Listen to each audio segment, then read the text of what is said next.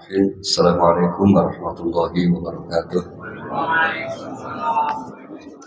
Alhamdulillah, salatu wassalamu ala rasulillah wa ala alihi wa sahbihi wa mawalah. La hawla wa la quwwata illa billah. Allahumma faqihna fid din wa 'allimna ta'wil amma ba'd. Bapak Ibu sekalian, Allah untuk lebih berkahnya kaji kita pada pagi ini, mari kita mengawali bersama dengan baca ummul kitab Al-Fatihah. A'udzubillahi minasyaitonir rajim. Bismillahirrahmanirrahim. Alhamdulillahirabbil alamin arrahmanir rahim maliki yaumiddin iyyaka na'budu wa iyyaka nasta'in ihdinas siratal mustaqim siratal ladzina an'amta 'alaihim ghairil maghdubi 'alaihim waladdallin. Baik, kita lanjutkan untuk mempelajari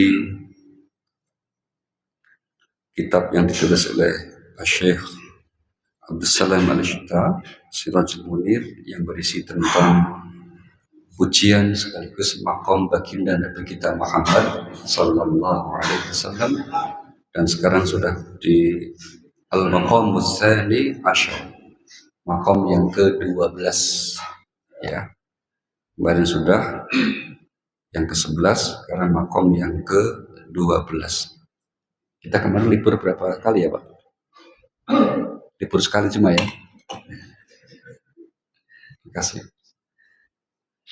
Baik, jadi mungkin masih ada sisa-sisa kami itu sedikit sekaligus untuk renungan kita ya. Akhir April itu dikabari oleh kawan itu, Pak Ali berangkat haji ya, sama Ibu petugas Pak. Ya Bismillah, siap. Syaratnya itu kemudian harus sekarang itu namanya MCO Pak. Tapi dari dulu sebetulnya ya, medical check up. Nah setelah medical check up, ditelepon nanti kali ketemu dokter jantung. Oh siap. Pas ketemu dokter jantungnya bilang, maaf Bapak nggak bisa berangkat katanya. Kenapa Bu? Dokternya perempuan. Ini ada suspek. Nah, suspek jantungnya gitu. Terus gimana Bu? Tapi nggak apa-apa lah, berangkat aja. Itu jeleknya Indonesia gitu. Berangkat aja, nanti saya kasih tanda tangan, saya kasih obat. Nah, akhirnya dikasih obat. Tanggal 9 sampai 12 Mei kami manasik di Jogja, isi manasik. Saya dipanggil dokter travelnya. Ustaz ini Ustaz, kenapa dok? Ini nggak bisa berangkat, ini risiko tinggi kalau berangkat. Emang kenapa dok? Ini hasilnya kayak gini, hasil ceknya gitu. Tapi saya kan boleh sama dokter sebelumnya berangkat itu. Terus katanya apa? Dikasih obat. Mana obatnya? Obatnya dikeluarin, saya akan keluarin. Ini obatnya. Amlodipin Pak. Itu obat tensi. Obat tensi. Bapak ini kenanya jantung, kenapa obatnya tensi kayak gitu kan Pak. Terus gimana Pak? Besok Senin ke dokter jantung yang lain.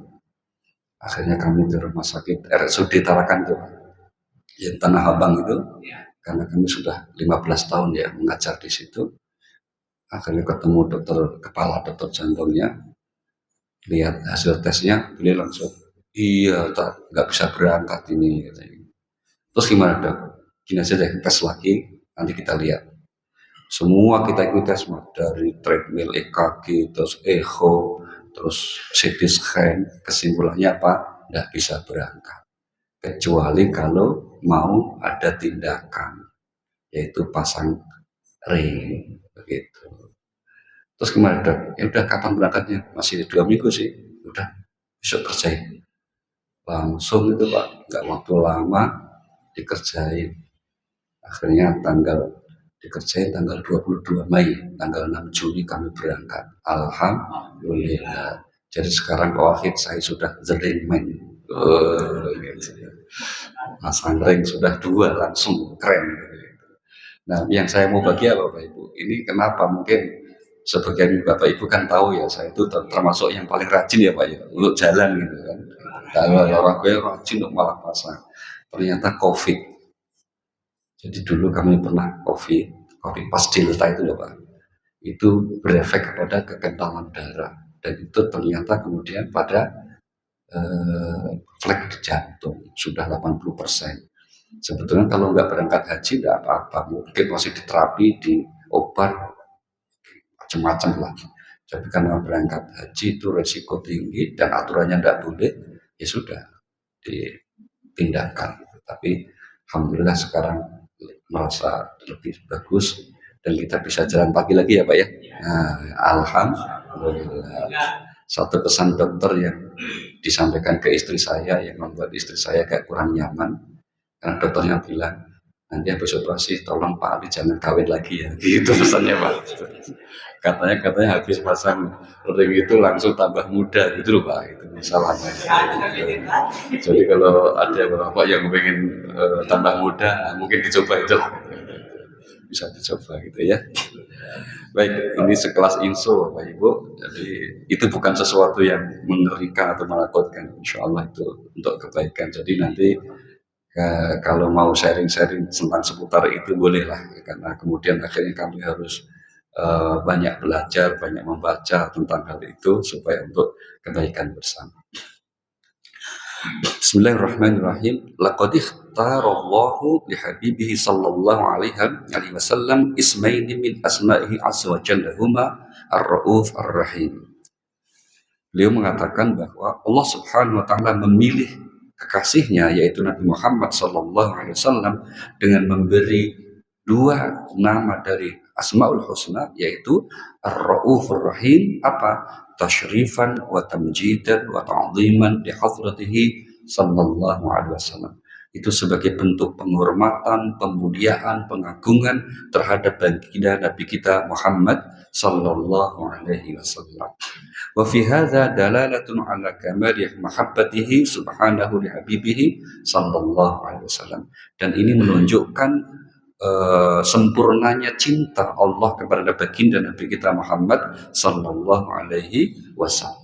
Jadi artinya Rasulullah itu dipuji oleh Allah dengan pujian yang menggunakan dua nama beliau, dua nama Asmaul Husna. Di surah apa ini? Di surah 9, surah At-Taubah ayat yang ke 128. A'udzubillahi minasyaitonir rajim. Laqad ja'akum rasulun min anfusikum azizun 'alaihi ma 'anittum harisun 'alaikum bil mu'minina raufur rahim. Sungguh telah datang kepadamu seorang rasul dari kaummu sendiri. Berat terasa olehnya penderitaan yang kamu alami. Dia sangat menginginkan dalam kurung keimanan dan keselamatan bagimu. Penyantun dan penyayang terhadap orang-orang yang beriman. Iya, penyantun dan penyayang terhadap orang-orang yang beriman. Baginda Nabi Shallallahu Alaihi Wasallam disebut oleh Allah dengan ucapan atau pujian namanya penyantun dan penyayang, Raufur Rahim. Kepada siapa? Orang-orang yang beriman. Salah satu berita gembira untuk kita semua Bapak Ibu. Kita semua ini kan insya Allah orang-orang beriman ya. Kalau yang amin cuma satu ya. Insya Allah kita semua termasuk orang-orang beriman. Maka insya Allah kita akan mendapat kasih sayang dari baginda Nabi kita Muhammad Sallallahu Alaihi Wasallam. Itu apa Ibu? Jadi berita gembira sekali. Kenapa? Karena kita menjadi umat Nabi Muhammad SAW terus terang juga bukan pilihan, toh. Itu kan ketetapannya. Kita lahir sudah jadi Muslim karena orang tua Muslim, maka disyukuri aja. Nggak usah mikir gimana kasihan orang lain ya. Orang lain juga ciptaannya Allah, biar Allah yang ngurus. Karena urusan kita sekarang adalah bersyukur saja. Kok kita ditakdir Allah jadi umat Nabi Muhammad Sallallahu Alaihi Wasallam. Sehingga kita berdasarkan ayat ini kita itu mendapatkan kelak rahmat dan kasih sayangnya dari baginda Nabi kita Muhammad Sallallahu Alaihi Wasallam. Ini yang pertama. Jadi Allah memuji Nabi kita dengan sifat utama seperti itu. Apa buktinya? Buktinya banyak. Mari kita lihat. Di antara buktinya yang pertama di surah Al-Kahfi, surah 18 ayatnya yang ke-6. Allah menggambarkan besarnya kasih sayang Allah, bahkan kasih sayang Nabi, bahkan bukan hanya kepada orang mukmin, berseluruh manusia. Apa kata beliau? fala'allaka bakhi'un nafsaka ala atharihim illam yu'minu bihadzal hadithi asafa. Maka barangkali engkau dalam kurung Muhammad akan mencelakakan dirimu karena bersedih hati setelah mereka berpaling. Iya. Sekiranya mereka tidak beriman kepada keterangan ini dalam kurung Al-Quran. Iya. Engkau wahai Nabi, Allah itu menegur sebetulnya Pak Ibu. Di ayat ini Allah menegur kepada baginda Nabi kita Muhammad SAW. Engkau wahai Nabi, hampir-hampir mencelakai dirimu sendiri dengan bersedih hati. Mikirin orang yang diajak beriman tidak mau beriman. Memikirkan manusia diajak untuk bahagia dengan menerima Islam, dengan menerima Al-Quran, mereka tidak mau. Gitu. Itu dikritik oleh Allah dalam tanda petik, dikritik, ditegur gitu. Nggak usah gitu. Tugasmu itu hanya menyampaikan. Kalau mereka nggak mau ya sudah. Tugasmu hanya apa? Menyampaikan saja. Kalau mereka nggak mau terima itu bukan tanggung jawabmu lagi. Kenapa kamu sedih? Nah gitu loh Pak. Kenapa kamu sedih? Wong tugasmu itu hanya menyampaikan. Tapi pertanyaannya kenapa kok Nabi sedih? Jawabannya karena besarnya rahmat kasih sayang di hati baginda Nabi kita Muhammad kepada manusia. Bukti yang kedua besar sekali, luar biasa itu. Sehingga kemudian kalau kita kan ya enggak gitu ya, kita bukan siapa-siapa, kita orang awam gitu, karommu gitu ya. Contohnya gitu, contohnya kalau kita mengajak berbuat baik, orang enggak merespon, ya enggak usah selalu sedih juga kita ini. Di mana saja orang itu kalau ingin mengajak orang berbuat baik, ya bersiap untuk kadang kecewa, mesti ada yang nolak, ada yang nggak setuju, itu biasa. Dari dulu sunatullahnya begitu. Diundang kajian, jawabannya insya Allah, tapi nggak datang, itu biasa gitu. Nanti kalau nggak diundang, nanyain, nggak ada kajian ya, itu. Kalau diundang tidak datang, itu biasa. Tapi itu bukan jamaah masjid raya ya, bukan.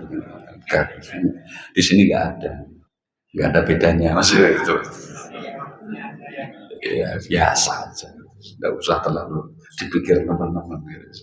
Kunci agar kita itu nyaman kalau diamanai untuk untuk membersamai umat itu nggak usah baper gitu. Nah, umat itu nggak usah baper. Kalau baperan ya mesti stres akhirnya gitu, biasa aja.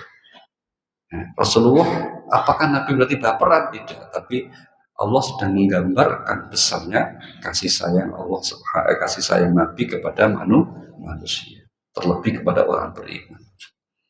Kemudian bukti yang ketiga, ini juga kemudian disebut di dalam buku ini, wa ma'ajalla wa 'azama ra'fatahu wa rahmatahu sallallahu alaihi wasallam hina da'a Saqifa bit-Thaif ila ibadatillah wahdahu.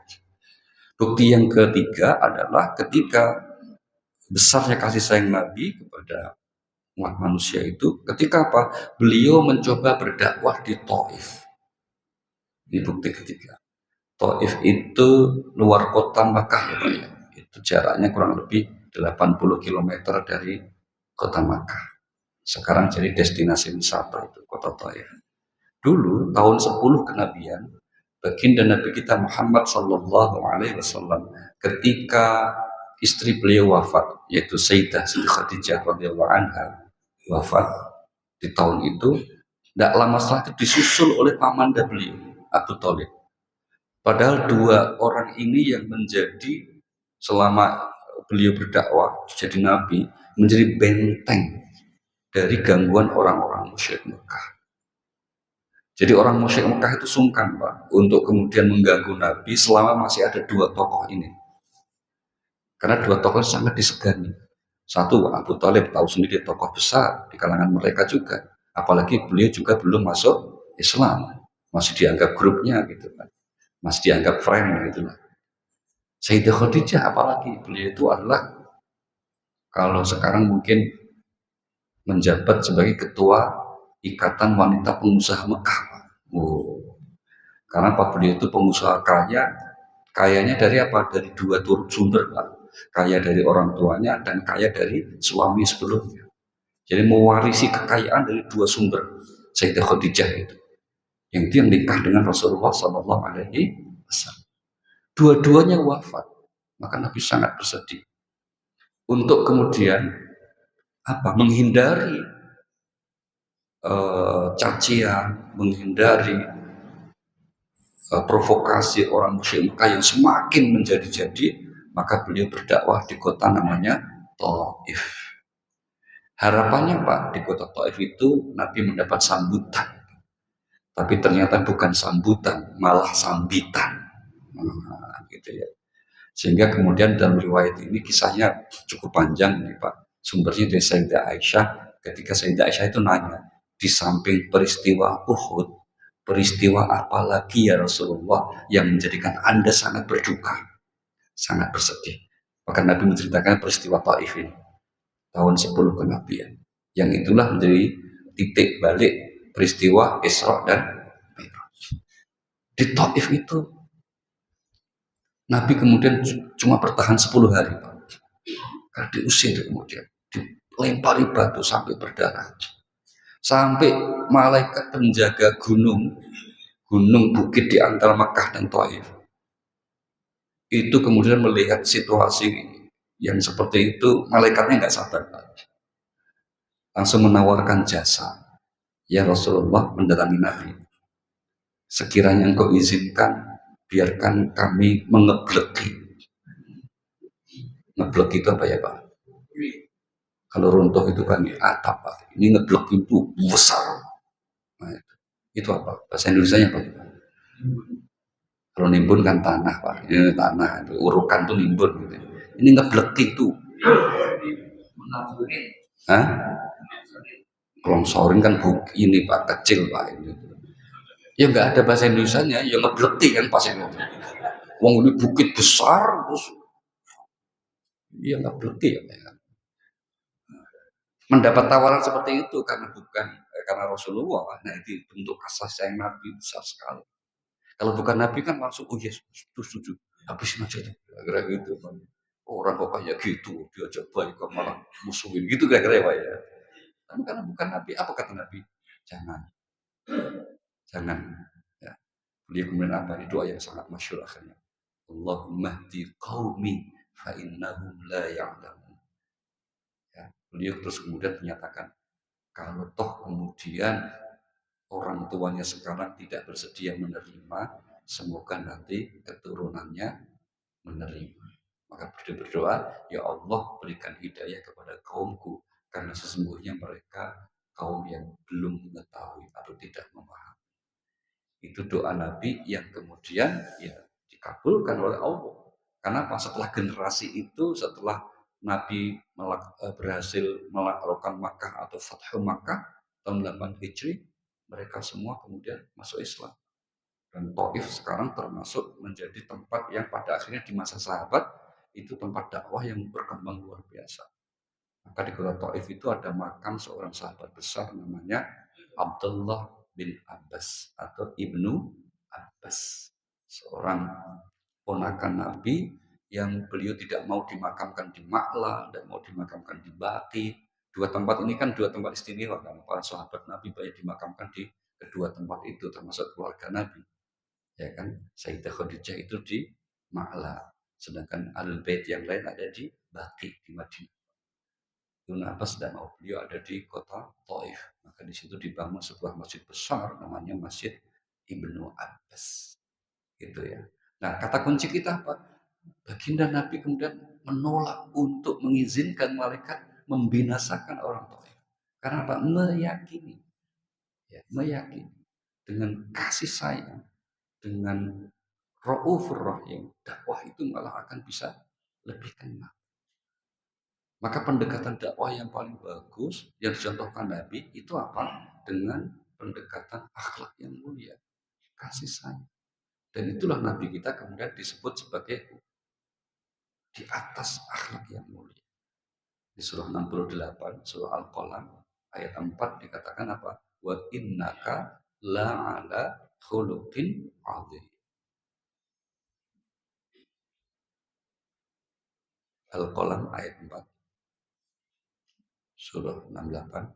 Dan sesungguhnya engkau benar-benar memberi pengertian. Nah, sungguh engkau benar-benar wahai Nabi di atas budi pekertian. Engkau benar-benar di atas akhlak yang mulia. Sehingga sebaik apapun orang itu tidak mungkin Pak, akan bisa mencapai menyamai akhlaknya. Termasuk ibadahnya tidak mungkin. Ini yang harus kemudian kita garis bawahi ya, supaya tidak ada kelompok yang mengklaim diri paling mengikuti sunnah gitu loh. Karena ada sebagian saudara kita yang agak berlebihan, baru mengikuti beberapa poin saja langsung menganggap paling mengikuti sunnah. Ada Pak yang bisa persis sama dengan baginda Nabi kita Muhammad SAW. Allah saja dan Nabi saja tidak menyuruh kita untuk sama persis. Redaksi Al-Quran itu pakai apa? Fattaqullaha mastata'tum. Bertakwalah sesuai dengan kesanggupanmu. Atau hadis Nabi yang mengatakan wa ma atakum. Ya, apa yang datang dari kita, atau wa ma amartukum fa'tu minhu mastata'tum. Yang kuperintah kerjakan semampumu. Karena tidak akan ada orang yang menyamai baginda Nabi kita Muhammad sallallahu alaihi wasallam dalam segala aspek. Apalagi urusan akhlaknya. Itu ya. Ini yang kemudian kenapa Nabi dipuji oleh Allah dengan wa innaka la'ala khuluqin 'adzim. Sungguh engkau wahai. Yang mengaku ini Allah loh Pak. Pujian ini Allah. Bahwa kemudian dari kaumnya pun juga memberi gelar beliau Al-Amin, orang yang sangat jujur. Itu kan sebagai tambahan informasi saja. Tapi Allah sendiri yang memuji Nabi kita Muhammad Sallallahu Alaihi Wasallam dengan Raufur Rahim, dengan la'ala khuluqin adzim dan seterusnya. Maka sekali lagi kita bersyukur kepada Allah, kok ditakdirkan menjadi bagian dari umat Nabi kita Muhammad Sallallahu Alaihi Wasallam.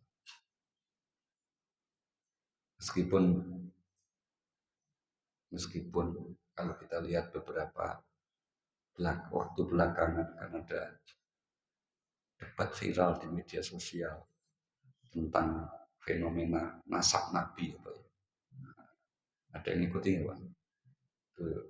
Bahwa para habaib di Indonesia ini ada yang menyimpulkan berdasarkan beberapa literatur sebetulnya tidak nyambung nasab kepada baginda Nabi kita Muhammad Sallallahu Alaihi Wasallam. Sikap kita bagaimana? Kita yang bukan siapa-siapa ini, ya biasa aja. Ya dalam arti apa? Ya silakanlah itu debat ilmiah gitu ya. Tapi kita itu diperintahkan menghormati itu kan kepada semua orang. Keturunan siapa? Gitu kan. Apa terus kalau bukan keturunan Nabi kita nggak hormati? Kan tetap harus dihormati. Apa kalau kemudian ketemu orang yang mengaku keturunan Nabi, tapi kemudian ternyata akhlaknya buruk, juga dihormati juga? Ya enggak juga. Kita menghormati itu bukan keturunan siapa, kita menghormati karena akhlaknya. Justru Nabi itu diutus, itu kan untuk menghilangkan yang seperti itu. Fanatisme-fanatisme berdasarkan yang bukan masalah yang substansi. Inna akramakum indallahi atqakum. Yang paling mulia di sisi Allah itu yang paling apa? Bertakwa. Urusannya bukan anak siapa. Wong kita jadi anak siapa itu nggak bisa milih. Betul. Kita jadi anak siapa ini nggak bisa milih. Saya amin. Kalau ada kesempatan lahir kembali kedua kalinya, pengen punya bapak siapa Pak? Iya siapa? Ya Pak? Jokowi. Lah, urusannya malah panjang. Ya bapak kita sekarang ini sudah terbukti teruji ya. Kalau milih orang tua yang lain belum tentu ngakui gitu kan. Pak Gunawan milih, kalau bisa saya jadi anaknya Raja Salman Pak. Hidungnya beda Pak. Sudah. Satu sisi tidak boleh kita itu menghina nasab orang, tidak boleh. Tapi sisi lain, siapapun kita, tidak boleh juga membanggakan nasab. Wong kita jadi keturunan siapa bukan pilihan. Ini masalahnya mungkin ada sebagian orang yang membanggakan nasab. Dan itu bukan baru loh Pak, dari dulu. Bapak Ibu kalau pernah mendengar penjelasan tentang asbabun nuzul surah At-Takatsur.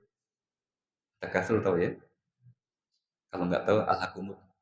Biasanya nama surah itu nggak tahu nama surahnya, tapi awalnya kan Al-Hakumut tahu ya? Ya, kajian kita sampai surah apa? Surah Alam Tarokai. Oh, surah apa? Gitu. Biasanya nama surah aslinya nggak tahu, tapi nama depannya tahu. Enggak, kemarin sama Wailul kok. Oh, surah Wailul. Gitu. At-Takatsur itu turun berkaitan dengan adanya dua orang uh, musyrik. Ini kan kasusnya di Mekah, tentunya masih awal-awal kenabian. Itu berantem, Pak. Berantem itu nyebut-nyebut moyangnya yang sudah meninggal. Gitu. Lu tahu nggak saya ini siapa? Oh, saya ini anaknya siapa, turunan siapa? Sebut akhirnya, belum dijawab sudah disebut itu. Tuh lihat, kuburan itu. Itu adalah moyangku. Disebut sampai 9, Pak. Saya ini, bapak saya ini, kakek saya ini. Terus sampai 9. Kan mereka apal banget itu. Sampai 9, moyangnya disebut. Hal itu terdengar oleh Rasulullah SAW. Mungkin ada yang melaporkan. Nabi langsung kemudian berkomentar begini. Kasih tahu dia, 9 moyangnya yang dibanggakan itu semua masuk neraka. Dia yang ke-10. Oh, maka turun ayat Alhaakumut Takatsur hatta zurtumul maqabir. Mereka membangga-banggakan, berbangga-bangga dengan banyaknya harta, dengan dalam tanda petik keturunannya. Sampai yang di kuburan pun disebut-sebut. Nah, itu yang dimaksud hatta zurtumul maqabir. Ada yang memaknai seperti itu. Maka sekali lagi, nah ini yang terpenting sekarang kita kuatkan rasa syukur kita kepada Allah Subhanahu wa taala. Kok kita ditakdir menjadi bagian dari umat Nabi kita Muhammad sallallahu alaihi wasallam. Kemudian yang keempat. Nah, yang keempat, bukti bahwa begitu besar cinta ataupun kasih sayang Rasulullah sallallahu alaihi wasallam kepada umatnya itu apa? Ra'fatuhu wa rahmatuhu bid du'afai. Betapa Nabi itu sangat sayang dan rahmat sangat besar kepada orang-orang lemah di antara umatnya. Misalnya apa? Terhadap anak yatim misalnya. Itu Nabi katakan apa? Ana. Ini sekarang masih bulan Muharram ya Pak ya. Ana wa kafil yatim fil jannati hakada. Nabi itu mengatakan, aku nanti bersama orang-orang yang peduli terhadap anak yatim di akhirat, di surga, itu posisinya seperti ini. Ana wa kafil yatimi fil jannati hakada. Hakada sambil mengisyaratkan 2 jari, Pak. Berarti dekat sekali, Pak. Nabi menyatakan dengan atau bersama orang-orang yang ketika di dunia suka membersamai anak yatim, menyantuni anak yatim, terus membantu anak-anak yatim. Nanti di surga itu berarti dekat dengan Rasulullah SAW. Surganya itu satu kafling Pak dengan Nabi. Gitu ya. Kalau ibadah yang lain masuk surga juga, tapi nggak disebut Pak, surganya bersama aku enggak. Misalnya Pak orang haji, dikatakan apa? Al-hajju mabrur, laisa lahu jazaa'un illa jannah. Haji mabrur balasannya surga. Iya, enggak, tapi enggak disebut bersama aku di surga enggak. Yang dikatakan bersama aku di surga seperti 2 jari hanya bagi orang-orang yang peduli terhadap anak-anak yatim. Ini kan luar biasa. Berarti apa? Kesempatan untuk meraih itu nggak hanya untuk orang kaya. Kalau haji kan hanya orang kaya. Tapi kalau untuk peduli ini nggak hanya orang kaya. Peduli terhadap anak yatim. Karena apa? Ya kita tahu mayoritas nabi itu yatim. Termasuk nabi kita kan. Bahkan nabi kita sering disebut apa? Yatim piatu kan itu. yakin. Maka salah satu bentuk kebaikan kita, bukti keimanan kita, bukti bahwa kita ngaku sebagai umat Nabi Muhammad Sallallahu Alaihi Wasallam itu apa? Kalau kita selalu memberikan atau menguatkan hati kita untuk peduli terhadap anak-anak yatim. Ini yang eh, bukti yang keempat ya Pak. Bagaimana baginda seperti itu. Demikian juga terhadap apa itu? Kelompok lemah yang lain. Siapa itu? Misalnya terhadap, mohon maaf, wanita-wanita janda. Itu disebut khusus oleh Rasulullah itu. Kata Rasulullah apa? Orang yang membantu, membersamai. Jadi dimulai pertanyaan. Pertanyaannya adalah, maukah kasih tahu ada amalan yang lebih baik daripada sholat tahajud semalaman terus-menerus dan puasa di siang hari terus-menerus? Amal apa itu? Yaitu membantu kepada para janda yang mereka itu sangat membutuhkan. Yang dimaksud armalah di dalam konteks hadis itu janda-janda yang memang rata-rata nyunsewu sudah S3 ya Pak, sampun sepuh sanat gitu loh kira-kira itu. Kalau Pak Wahid udah janda-janda yang muda, lain itu yang sudah sepuh itu harus dibantu, ditolong. Itu pahalanya melebihi semalam suntuk tahajud dan siang puasa terus. Ini kan bentuk dorongan dari baginda Nabi kita Muhammad SAW agar kita peduli terhadap kaum duafa. Dan bukan hanya hadis, Al-Quran bahkan pun kemudian memberi dorongan yang kuat agar kita itu memiliki sikap ra'uf rahim, mencontoh Nabi dalam sifat itu. Khususnya apa? Dalam kaitannya dengan kita bersosial dengan baik. Misalnya, ini ayat yang masyhur ya, sering kita sampaikan. Di surah nomor 6 Al-An'am ayat 160. Man jaa'a bil hasanati falahu asyru amsalihha.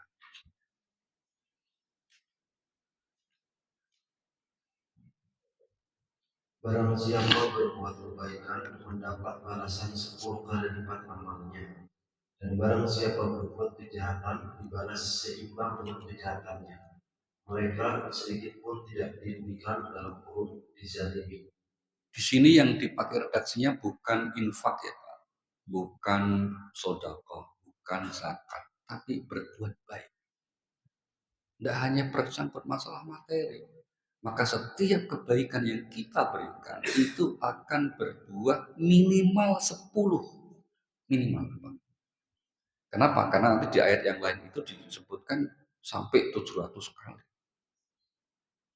Dan ini yang menyampaikan itu firman Allah. Maka pasti itu. Allah itu kalau janji itu pasti, Pak.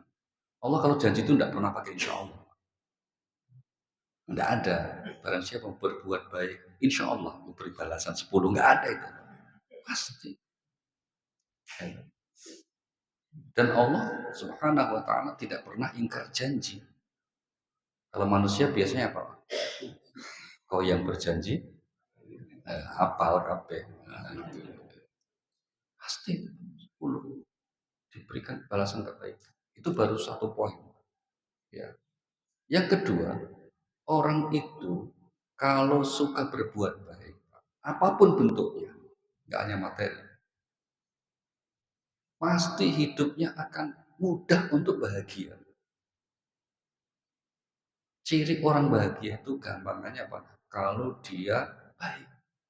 Maka orang baik itu dekat dengan kebahagiaan. Kenapa? Karena disukai orang. Sebaliknya orang itu kalau bakhil, tidak baik, tidak disukai orang. Termasuk sesama orang pelit itu nggak suka. Semakin jeleknya itu loh Pak. Ada di grup, nggak tahu grup apa gitu. Yang pasti bukan grup pengajian. Kalau pengajian kan nggak ada yang pelit Pak. Nggak ada satu lah. nggak usah diajak dia. Emang kenapa bu? Orangnya pelit. Padahal yang ngomong juga pelit. Jadi sesama pelit sampai nggak suka gitu. Coba lihat surah 92 Al-Lail ayat 5 sampai 7.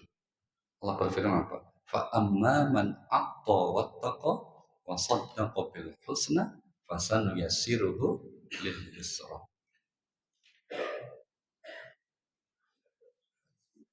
Ya, surah Al-Lail surah 92 ayat 5 sampai 7.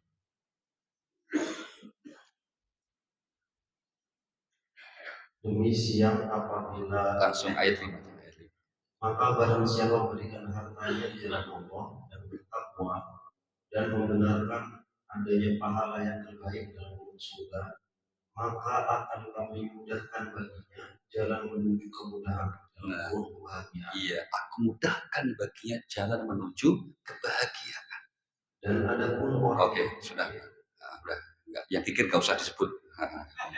Kasihan nanti lagi kalau kasihan kalau ada yang kesindir gitu loh. Yang baik-baik saja. Itu cara Allah ya melalui nabinya untuk apa? Untuk mendorong agar kita jadi orang yang baik. Itu diberi apa? Balasan, diberi keberuntungan, kemudahan untuk surga, kemudahan untuk bahagia. Maka Bapak Ibu penting ya untuk memastikan kita terus belajar menjadi orang yang baik. Sekecil apapun kebaikan itu lakukan. Karena itu nggak akan sia-sia. Di Al-Quran disebut apa? Hal jazaul ihsan illal ihsan. Tidak ada balasan kebaikan kecuali kebaikan juga. Sibuklah untuk terus berbuat baik. Kalau untuk ibadah dengan Allah dalam arti yang ritual, sekedarnya aja lah. Sekedarnya aja. Ini serius ini. Misalnya kita zikir, sholat sunnah, ya secukupnya. Silahkan sesuai. Tapi untuk berbuat baik harus pakai komitmen. Karena ini yang paling membawa kita ke keberuntungan. Di Al-Quran sampai 2 kali ungkapan yang mengatakan wa may yuqashuhha nafsihi fa ulaika humul muflihun. Yang dijaga dirinya dari sifat kikir, mereka itulah orang-orang yang hidup ini paling enak kalau kita jadi orang beruntung. Betul kan? Orang bodoh kalah sama orang pintar. Orang pintar sering kalah sama orang licik. Tapi orang licik kalah sama orang bejo alias beruntung. Gimana supaya beruntung? Jangan pelit. Kalau tidak pelit, insya Allah hidupnya akan selalu dinaungi keberuntungan oleh Allah Subhanahu wa Ta'ala siapapun. Nah itulah maka Rasulullah SAW dipuji sebagai Raufur Rahim. Nabi yang sangat penyantun lagi penyayang. Meskipun kemudian penyantun penyayang ini kalau di Al-Quran juga diberi apa itu? Diberi catatan. Catatannya apa? Mari kita lihat prioritas kepada siapa kita harus membantu gitu ya. Di surah Al-Baqarah surah nomor 2 ayat 273 Allah menyatakan lil fuqara alladziina uhsiru fi sabilillah la yastati'una darban fil ard yahsabuhumul jahilu aghniya'a minat ta'affuf ta'rifuhum bisimahum la yas'aluna an-nasa ilhafa. Apa yang kamu infakkan adalah untuk orang-orang fakir yang terhalang dalam kurung usahanya karena jihad di jalan Allah, sehingga dia yang tidak dapat berusaha di bumi dalam kurung orang lain yang tidak tahu menyangka bahwa mereka adalah orang-orang kaya karena mereka menjaga diri dalam kurung dari meminta-minta. Engkau dalam kurung Muhammad mengenal mereka dari ciri-cirinya. Mereka tidak meminta secara paksa kepada orang lain. Apapun harta yang baik yang kamu infakkan, sungguh Allah Maha Mengetahui.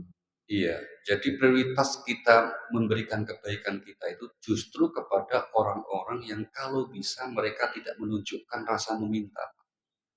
Yang sewa apalagi ngemis gitu, tidak boleh. Maka kemarin ketika kami haji saya sampaikan ke jamaah itu kan di tanah haram itu mau di Arafah, Musdalifah, Mina banyak sekali minta-minta itu. Banyak yang datang itu hanya khusus untuk apa? Minta-minta. Saya sampaikan ya itu bagus saja itu. Tapi kalau Bapak ingin mendapat pahala lebih, berikan kepada orang yang kita ketahui dia baik. Dia tidak suka minta-minta. Akhirnya ini, apalagi kalau orang itu sedang belajar agama. Nanti amalnya jariahnya ngalir. Kalau kita memberi pengemis di jalan dia Pak ya, itu ya ada pahalanya. Tapi pahalanya minimalis tuh Pak. Pertama Pak, kita nggak tahu untuk apa kita beri itu. Ya, yang kedua kita nggak kenal siapa yang kita beri. Tapi kalau kita memberinya kepada orang yang kita kenal bahwa dia sedang belajar, dia sedang menuntut ilmu, dia sedang menghafal Quran, dia sedang itu nanti selama dia hidup untuk ketaatan, akhirnya dia mengajar lagi kepada santrinya atau muridnya. Sepanjang mereka itu terus ngalir terus pahala kita. Itu yang disebut amal jariah.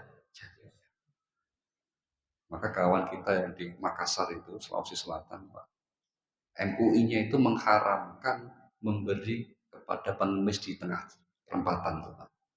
Kenapa? Setelah diterjunkan tim untuk meneliti, itu mereka ternyata dieksploitasi, Pak. Jadi mereka itu nipu. Maka kalau disebut haram itu bukan haram memberi pengemisnya, tapi haram untuk memberi kepada penipu. Ternyata mereka dieksploitasi. Yang kaya itu bandarnya, Pak. Karena orang-orang kampung di drop di situ, nanti terus kerja minta-minta, nanti diambil duitnya. Dikasih yang kecil-kecil sedikit-sedikit. Kan itu kurang ajar. Maka jangan cukup hanya niat berbuat baik ya, tapi juga harus dengan cara yang baik. Prioritasnya kepada siapa seharusnya kebaikan itu kita berikan dan seterusnya. Itu bukti bagaimana Al-Quran dan baginda Nabi kita Muhammad Sallallahu Alaihi Wasallam memberikan dorongan agar kita juga memiliki rasa Raufur Rahim, belas kasih, kasih sayang, termasuk kepada sesama. Kalau kepada Allah secukupnya, tapi kepada sesama berusaha semaksimal yang bisa kita lakukan. Itu kelompok yang kedua tadi apa ya? Pertama kepada anak yatim, kedua kepada para janda yang diberikan oleh Nabi perhatian sebegitu kuat. Kemudian yang ketiga, rafatuhu wa rahmatuhu bil marad. Kasih sayang Nabi kepada orang-orang yang lemah karena apa? Karena sakit. Karena apa? Sakit. Penjelasannya seperti apa? Penjelasannya akan kita lanjutkan di pertemuan berikutnya. Insya Allah. Saya khawatir nanti kalau kepanjangan malah sakit, Pak. Insya Allah kita akan lanjutkan di pertemuan berikutnya. Semoga Allah menjadikan kita orang yang senantiasa memiliki rasa kasih sayang, mahabbah pada Nabi kita dan mendapat ridha dari Allah Subhanahu wa Ta'ala. Al-Fatihah. Bismillahirrahmanirrahim. Alhamdulillahirabbil alamin arrahmanirrahim maliki yaumiddin iyyaka na'budu wa iyyaka nasta'in shiratal mustaqim shiratal ladzina an'amta 'alaihim ghairil maghdubi 'alaihim waladdallin. Subhanahu wa bihamdika asyhadu an la ilaha illa anta astaghfiruka wa atubu ilaik. Terima kasih dan mohon maaf. Assalamualaikum warahmatullahi wabarakatuh.